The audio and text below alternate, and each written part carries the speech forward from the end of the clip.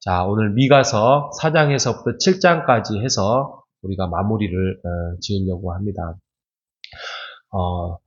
미가서의 첫 부분은 심판, 하나님이 이스라엘에 대해서 또 남유다에 대해서 심판할 것이다. 또 그렇게 경고하는 내용이에요. 그 중에서도 미가서는 지도자. 그들이 그토록 자랑스럽게 생각하고 화려하고 또 부유하고 했던 그러한 사람들, 그들은 나름대로 종교적이었고 그들은 나름대로 하나님의 제사를 드리는 사람이었습니다. 그런데 이것은 그냥 종교적이었어요. 안 하면은 찜찜하고 또 하기는 FM대로 하기에는 자기네들이 손해보고 불편한 것들. 그래서 하나님과 전혀 상관없는 제사와 그런 종교적인 삶을 살아가는 모습에 대해서 본인만 불편하면 상관이 없는데 가난하고 또 굶주리고 또 알지 못하는 백성들을 피를 짜고 아예 그 성경에 보면은 아예 그냥 뼈까지 다 갉아서 자기네 것으로 삼는 그런 나쁜 지도자들에 대해서 경고의 메시지를 하고 있는 것입니다. 그래서 사마리아와 예루살렘에 대해서 상징적으로 하나님께서 경고하잖아요. 그래서 1장에 보면은 1장에 보면은 사마리아와 예루살렘에 대한 묵시예요. 다른 것이 아니라, 그러니까 사마리아와 예루살렘에 있는 지도자의 너희들에 대한 묵시다, 경고다 그 말씀이에요. 그런데 하나님은 언제나 무에서 유를 창조하시고 또 없는 거에서 있게끔 만들어 주시고 또 아무리 죄악으로 검은게 된다 할지라도 그것을 맑게 씻기시는 하나님께서 새롭게 역사를 이끌어 가시는데, 제가 어제 수요일 날도 한번 말씀드렸지만 5장 2절에 보면 베들레헴을 통하여서 들어서 하나님이 역사하시는데, 나중에 베들레헴 5장 2절에 보면 베들레헴이 나중에 예수 그리스도가 탄생하는 지역으로 됩니다. 베들레헴은 시골입니다. 시골 중에 아주 작은 시골. 그래서 나중에 베들레헴에서 선한 것이 뭐가 나타나시느냐 할 정도로 시골인데, 보통 예루살렘이나 그런 데에서 유명한 사람들이 나오지 않겠느냐 할 정도로 그렇습니다.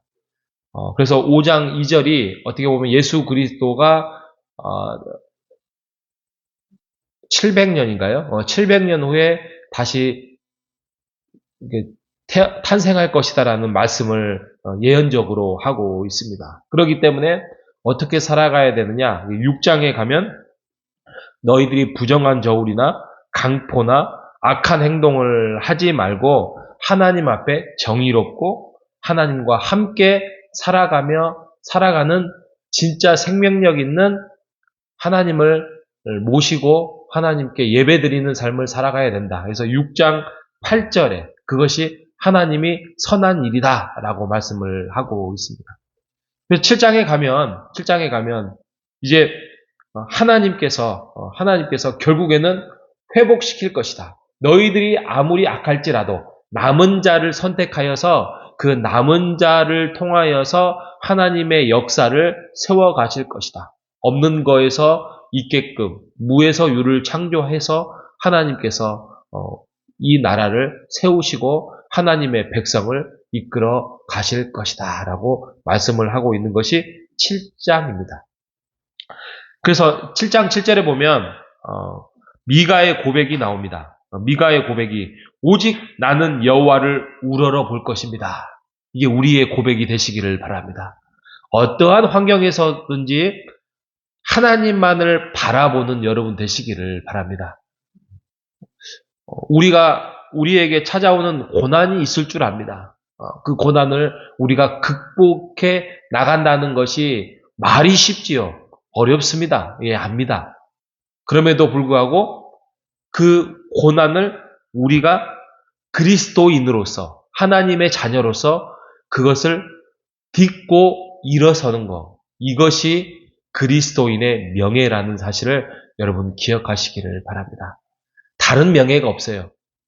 고난을 하나님과 함께 하나님의 말씀으로 극복해서 딛고 일어서는 것. 이것이 명예로운 사실을 기억하는 여러분 되시기를 바랍니다. 미가의 고백이 이어집니다. 오직 나는 여호와를 우러러보며 나를 구원하시는 하나님을 바라봅니다. 하나님만을 바라봅니다. 나의 하나님이 나의 귀를 기울이시려다. 그렇죠. 하나님께 기도하고 하나님을 찾고 하나님을 뵙고 하면은 하나님께서 우리의 말을 통하여서 하나님은 귀를 기울이실 것이다 라고 미가는 고백하고 있습니다. 그러니 나의 원수들, 혹시 나의 어려움들, 나의 고난들이 있을지라도 그 대적들이 기뻐할 이유가 없다. 왜? 나는 하나님 때문에 엎드려질지라도 나는 일어날 것이고 어두움에 앉아 있을지라도 여호와께서는 나의 빛이 될 것이다 라고 고백하고 있는 것입니다.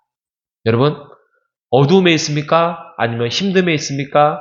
아니면은 하나님의 도움이 필요하십니까? 우리가 하나님을 붙들고 그 고난을 딛고 일어서는 우리 모두가 되시기를 바랍니다. 7장 18절에 미가서를 마무리하면서 미가는 아름답게 마무리를 합니다. 7장 18절. 주와 같은 신이 어디 있으리이까?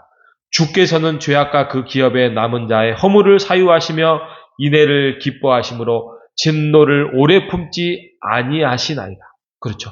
하나님이 우리가 하나님에 대해서 우리가 하나님께 실망시켜드리고 또 죄악 속에서 거해서 하나님의 마음을 아프게 했을지라도 하나님은 그것을 끝까지 기억하지 아니하시고 우리의 죄를 씻기시고 진노를 오랫동안 품지 않는다라고 성경은 말씀하고 있습니다. 그래서 우리를 불쌍히 여기셔서 죄악을 발로 밟으시고 모든 죄를 깊은 바다에 던질 것입니다 라고 말씀을 하고 있어요. 하나님께서 끝까지 우리를 책임져 주시고 성실을 베푸시고 아브라함에게 더했던 인애를 우리에게 더하실 것입니다 라고 말씀을 하고 있습니다. 이 말씀은 하나님의 성품을 성경에 기록하고 있어요. 우리가 하나님에 대해서 좀 더 알고 그러기 때문에 하나님은 용서해 주실 것이야 라는 그런 하나님의 성품을 악용하지 말고 우리가 죄악에 그래서 더 거하려고 하지 말고 죄를 벗어버리고 또 우리가 살고 있는 이 내 세상의 기준대로 내 마음대로 사는 것이 아니라 하나님의 법을 쫓아서 살아갈 때에 우리의 인생은 평탄해질 것입니다. 하나님, 우리에게 오늘도 복을 주십시오. 하나님을 믿을 수 있는 복, 우리가 어려움 속에서 하나님은 신뢰하고 이기고 나갈 수 있는 복 속에서 우리가 오늘도 고난을 이기고 하나님을 의뢰하며 의지하는 삶을 살아가는 복을 주십시오라고 하는 기도하는 마음으로 오늘을 살아가는 우리 모두가 되시기를 주님의 이름으로 축복합니다. 하나님 감사합니다. 미가서의 말씀을 마무리하면서 세상이 아무리 어둡고 나에게 여러 가지의 어려움이 있는다 할지라도 우리에게 소망이 되고 희망이 되는 것은 결국에는 여호와 하나님이 우리와 함께 하시고 우리의 기도 소리를 들으시고 그러기 때문에 우리가 넘어질지라도 다시 일어날 것이고 내가 어두움에 있을지라도 나의 빛이 되어 주신다라는 우리 여호와 하나님을 신뢰하며 오늘도 나아갈 수 있도록 주여 우리에게 믿음을 허락하여 주시옵소서.